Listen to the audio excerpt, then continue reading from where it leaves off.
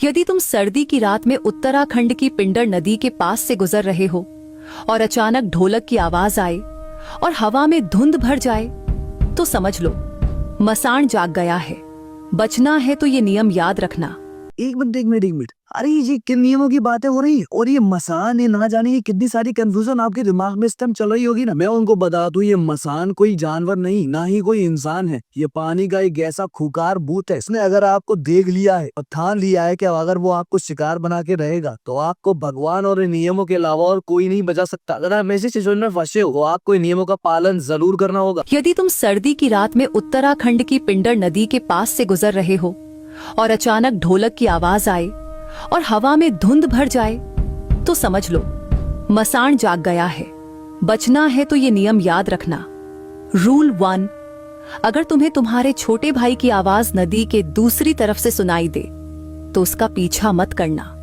कहते हैं मसान हमेशा अपने बड़े भाई की तलाश में रहता है, जो हजारों साल पहले उसकी बीमारी के समय उसका ध्यान रखता था। रूल 2, नदी के किनारे तुम्हें पैरों के निशान दिख सकते हैं, जिनकी उंगलियां उलटी होंगी।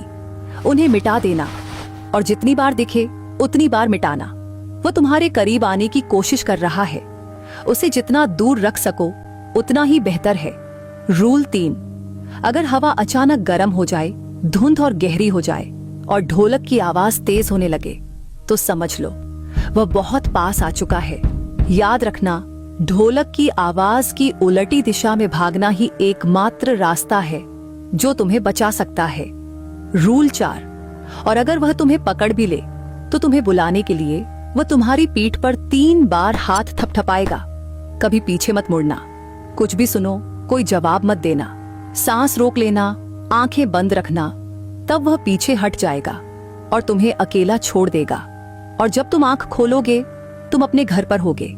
फाइनल रूल, अगर आंख खुलने पर तुम खुद को एक अजीब से घर के बिस्तर पर पाओ और तुम्हें लगे कि ये सब बस एक बुरा सपना था, तो याद रखना ये सपना नहीं है। तुम अभी भी उसी जंगल में पड़े हो। बस फर्क इतना है कि तुम्हारी आत्मा मसान ले जा चुका है और अब तुम ही उसका बड़ा भाई हो।